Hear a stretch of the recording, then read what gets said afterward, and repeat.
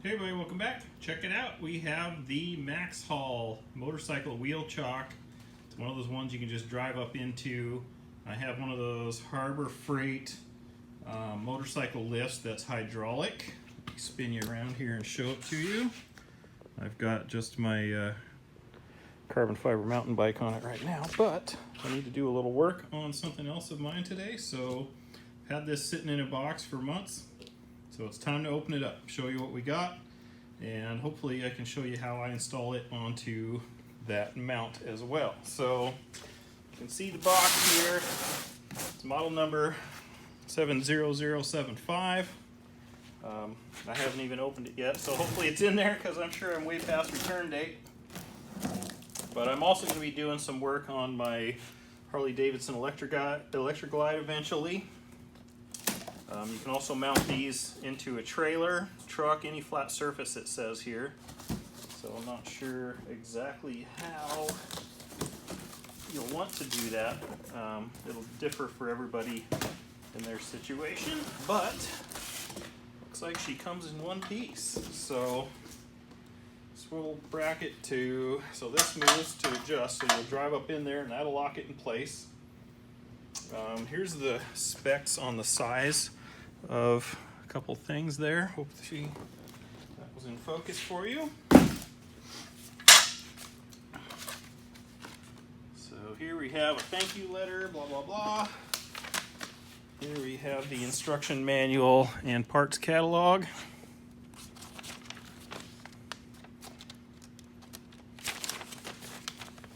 Not too much info there. Proper usage and yada yada. And then we've got a pack here of some bolts so you can bolt it down. I see it's got 4 bolt holes inside here. Let me cut this off, see what we got. So for hardware, got some plastic spacers, which will probably be going between here so you don't smash that. And then your bolts, your carriage bolts. Yeah. And then they put some plastic on here so that it wouldn't scratch in shipping. Should have left my knife out. But anyways, we'll let me get this off of here and then we'll test it with something.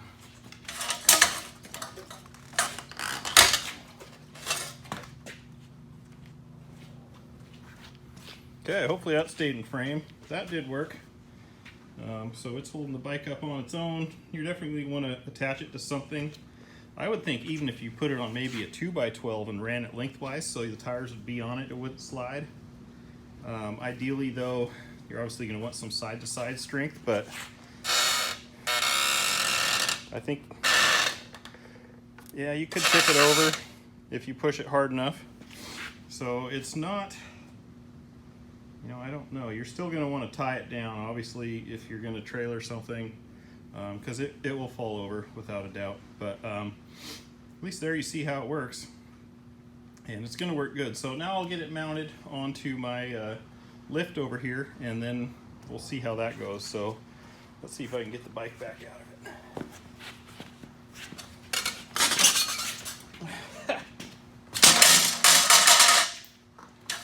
If it was bolted down, that wouldn't happen, obviously. It looks like it also works on a mountain bike. That's just holding it up. There's no kickstand on this bike, so that's just how they roll. But it's cool. It'll work for other things as well. So now we're going to mount it onto this Harbor Freight lift. So what we're going to have to do is take the bolts out of this thing, and we'll probably just take this off as well. All right, well, it looks like we could probably leave that on. But anyways, then we'll probably have to drill some new bolts for the other one. I doubt we'll be lucky enough for it to go into there. But pretty popular mod for these lifts here, so that's what we're going to do next. Got 3 out of 4 going here. These are a 1/2 inch hole, and they're still not big enough, so you're probably going to have to go with maybe a 9/16. But I put the thing in place, marked where they go, drilled a tiny pilot hole. I'll do the half now, and then I'll do 1 step up. Holes are drilled. I put the spacers on. Now we're just going to set that over top of that, drop the bolts through, put on a washer, lock washer, and the nut. We're good to go. Completed. The only thing I'd do different is I'd measure how far back those holes will be for you, because there is this bar and they were a little long.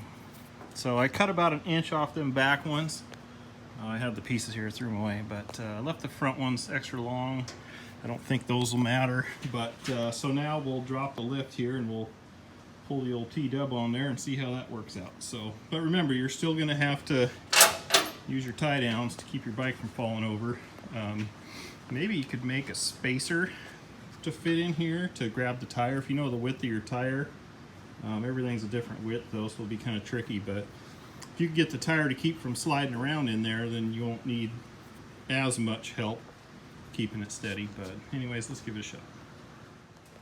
Well, I was letting it down and those back bolts hit a cross member down here. So I had to shorten the bolts up to pretty much barely sticking out past the nut, just enough to get the, you know, their, shoot, what's the word? Their lock nuts or whatever, nylocks. So you got to get past the nylon insert. So we'll drop it down now and make sure we clear. They were hitting before. Hopefully they won't now. Not quite all the way down, but it looks like we're going to have some good clearance. We'll finish her off here and cross our fingers. All right, we're all the way down. It's hard to tell, but it looks like it might be coming right up against it. Camera's on the wrong side of this thing. But close enough, because the rest of it's down, so it can't go any lower than that. So anyways, move that thing farther, another inch farther forward than what I got. That would be my advice to you. Double check where those holes are. So on that note, let's put a bike on it.